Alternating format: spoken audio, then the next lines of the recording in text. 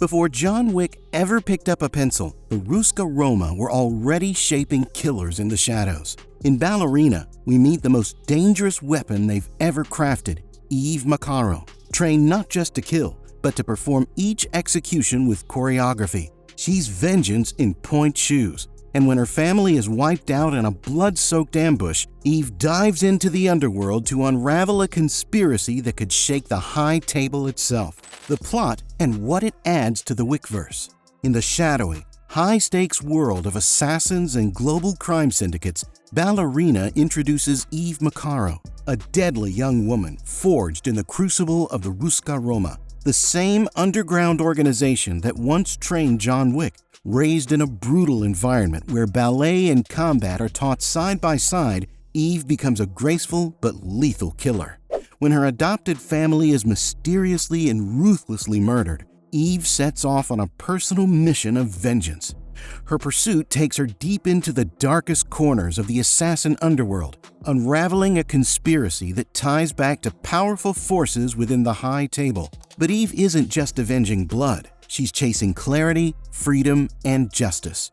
While Wick sought revenge for a stolen life, Eve is fighting for the life she was never allowed to have, expanding the lore. Ballerina deepens the mythology of the John Wick universe by revealing more of the Ruska Roma. One of the fascinating things in the franchise to me is kind of the world creation.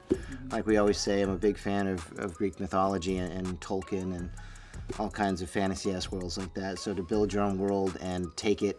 An organization that turns orphans into assassins under the guise of ballet and discipline. Think of it as the assassin's version of Black Swan, mixed with the brutal intensity of Fight Club, where elegance meets chaos, and every graceful move may end in blood. Where Wick's world revolved around markers and gold coins, Eve's path is about ritual and rigor.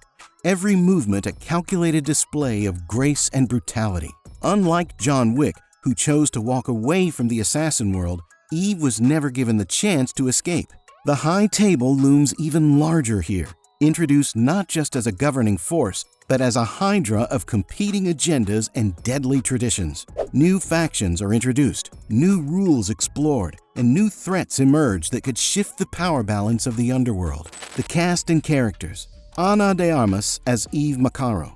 I think my experience with it had been very brief and kind of like just getting ready for that specific action or like, a couple weeks of training.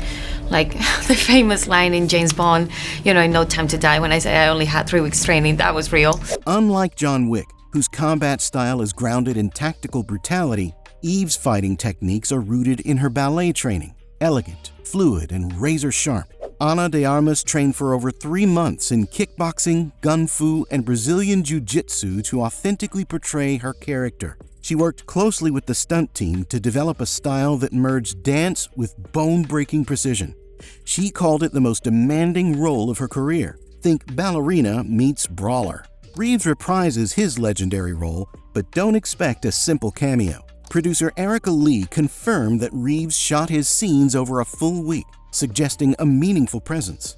John Wick is all about John getting out, right? And Ballerina is all about Eve getting in and staying in and rising the ranks of this world. So it's a very different character trajectory, and that was something else we thought was a really interesting POV. His interactions with Eve aren't just nostalgic Easter eggs, they show us a more reflective, perhaps even weary Wick. Director Len Wiseman said we'll see a very different side of John Wick in this film. So the character is very different.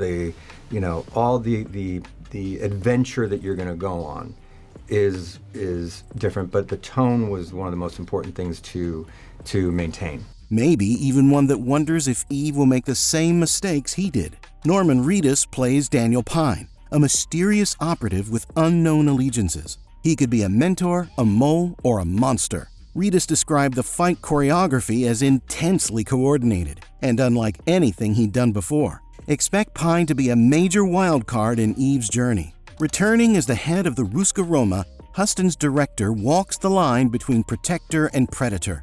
She's the one who trained Eve, shaped her into a weapon, and possibly betrayed her. Their relationship is layered, complicated, and full of emotional landmines.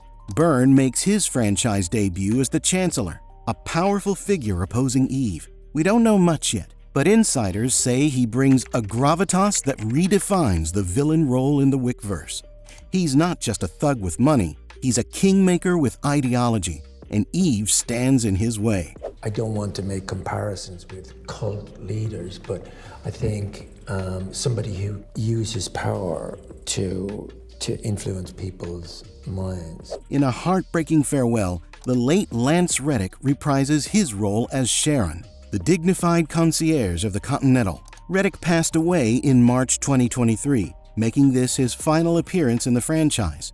His presence here is bittersweet, and the film honors his legacy with reverence and respect. Behind the scenes bombshells. Shay Hatton originally wrote Ballerina as a standalone revenge thriller, not a John Wick spinoff. But after Lionsgate acquired it in 2017, they began threading Wick universe elements into the screenplay. In fact, Eve's early character concept influenced John Wick Chapter 3 Parabellum and its ballerina sequences. According to The Wrap, original director Len Wiseman's first cut didn't hit the mark. The studio brought in franchise mastermind Chad Stahelski to reshoot a significant portion of the film in Budapest, without Wiseman present. An insider said, "Of course, Chad had to clean up someone else's mess. Remember, this film is basically John Wick 3.5. They can't have a failure in anything Wick-related." Stahelski's touch brought back the sharp angles, gung-fu, and neon noir vibes fans crave.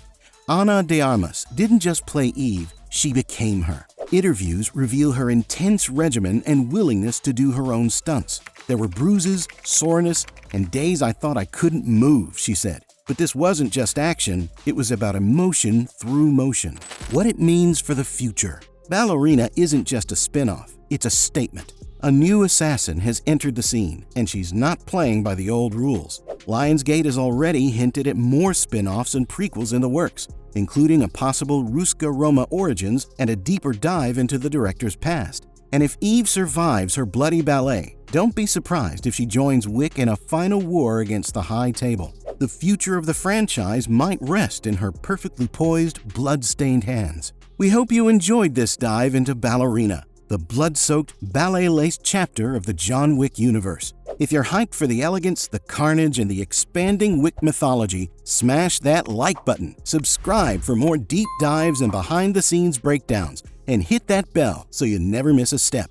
Drop a comment below. Who do you want to see cross paths with Eve Macarro next? Winston? Kane? Or should she take on the High Table alone? This is Watch Riot, where movies move like bullets and every frame tells a story. Stay deadly, film fans.